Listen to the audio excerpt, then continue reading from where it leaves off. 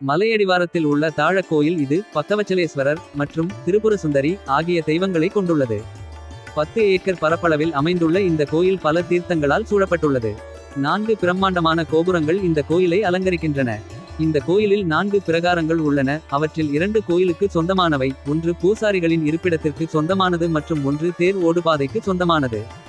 திரிபுர சுந்தரி அம்மன் சன்னதி 14ஆம் நூற்றாண்டில் பாண்டுந்தரபாண்டியன் மன்னர் காலத்தில் செதுக்கப்பட்டதாக ஊகிக்க முடிகிறது.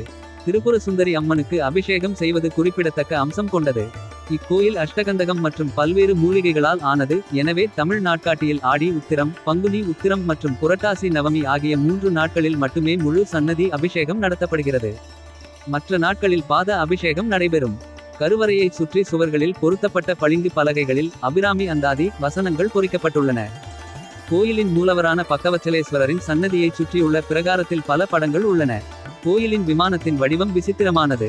இங்குதான் சிவபெருமான் தமிழ் துறவி மாணிக்கவாசகர் முன் தட்சிணாமூர்த்தி வடிவில் தோன்றி புனித பஞ்சாட்சரத்தின் ரகசியங்களை அவருக்கு உணர்த்தினார்.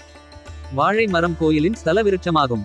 லிங்கத்தின் பின்னால் சுவரில் பொறிக்கப்பட்ட சோமாஸ்கந்தர், சிவன், பார்வதி மற்றும் குழந்தையாக முருகன் சிலைகளை காணலாம். கோயிலின் பிரகாரத்தில் நந்தி தீர்த்தம் என்ற குளம் அமைந்துள்ளது. மலை உச்சியில் வேதகிரீஸ்வரரை நோக்கி ஒரு பெரிய நந்தி சிவன் மலை உள்ளது. மலை உச்சியில் மூலவருக்கு முன்னால் ஒரு நந்தி இல்லாதது ஒரு தனித்துவமான அம்சமாகும்.